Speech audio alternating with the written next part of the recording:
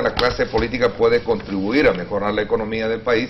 Creo que está claro para preguntarle a los partidos políticos qué pueden hacer por mejorar la economía del país. Encontramos un país que, producto de las políticas económicas anteriores, se encuentra al año 2009 en una profunda crisis y sufriendo los efectos del cambio climático y de la crisis financiera internacional.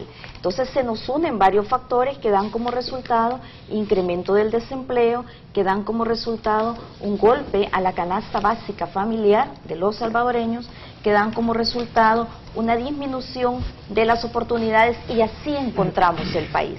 Un país en quiebra, un país que ni siquiera tenía recursos para pagar salarios el primer mes del nuevo gobierno, porque así nos lo entregaron. Este año 2012 es definitivamente el 2012 el año del giro en la economía, y esa es nuestra apuesta. Tienes tu tiempo para darnos tu diagnóstico y sobre todo también sobre la base de que el partido al cual tú representas tiene, digamos, esa intención de contribuir a mejorar la economía del país. Bueno, déjame decirte que he escuchado varias cosas acá que no puedo obviarlas, que en su momento también las abordaré. Pero a ver, la pregunta clara era en qué medida la clase política puede contribuir a mejorar la economía del país. Lo primero es generar condiciones para que se pueda invertir y donde hayan reglas claras para que toda empresa, todo empresario, grande, mediano, pequeño, pueda trabajar sabiendo cuáles son las reglas y así proyectar sus inversiones. Lamentablemente en el país se nos ofreció a los salvadoreños 100.000 empleos en 18 meses, después de que asumiera el presidente Funes, y resulta que después de más de 30 meses de gobierno no hay tales 100.000 empleos nuevos. No es cierto lo que dijo aquí Blanquita, de que se va a levantar la economía con las acciones que están tomando en la Asamblea Legislativa. Es una decisión de toda la Junta Directiva, no de un partido político. Casi una acción de trámite, solo nos llegan y casi no podemos más que decir si sí o no. Y en el pleno, usar el pleno legislativo a la hora de aprobar el presupuesto para hacer señalamientos, pero no realmente para poder incidir en la orientación económica y en política económica del gobierno, porque prácticamente va todo terminado. Creo que todos estamos claros de que este país tiene prácticamente paralizado el 80% de la capacidad productiva del país, y en el tema de la agricultura estamos postrados. Y nos engalanamos diciendo subió la cosecha tal, subió la cosecha tal, si eso no es del gobierno ni de ningún partido político. Eso es de los empresarios salvadoreños y empresarias salvadoreñas que asumen riesgos e invierten en determinadas actividades. ¿Qué nos toca entonces a los políticos? Tener un marco de garantías generales, estabilidad legal. Aquí no podemos estar con sorpresivos como políticos hacia un sector que está arriesgando sus inversiones. Y digo esto porque sucede. Cuando tú no logras definir con anticipación políticas claras de mediano y largo alcance, ¿y quién va a venir a invertir al país? Ya sea nacional o sea un extranjero, porque implica demasiada incertidumbre el que se mencionan aquí una serie de cosas que no son compatibles con la lógica de las garantías para las inversiones.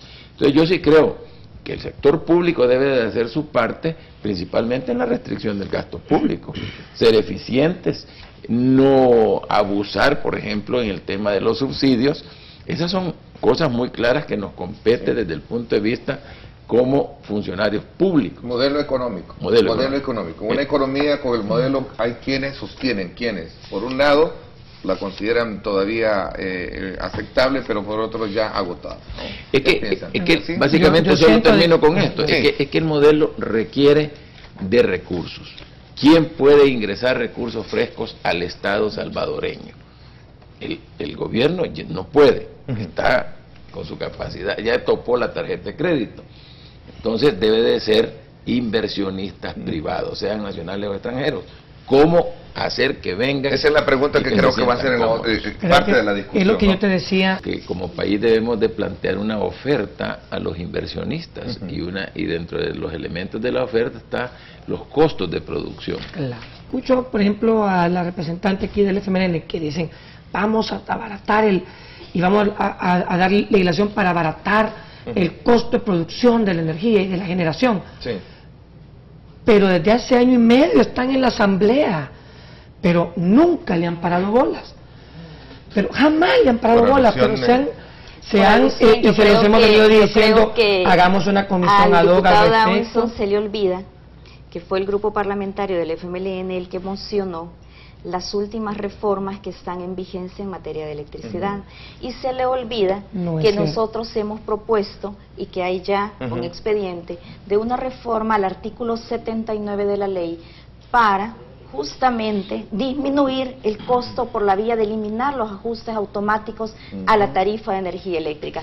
Todo ajuste automático debe eliminarse y debe darse la discusión no debe de ir en un enfoque populista. No es un enfoque populista, es un enfoque populista. Esto es producto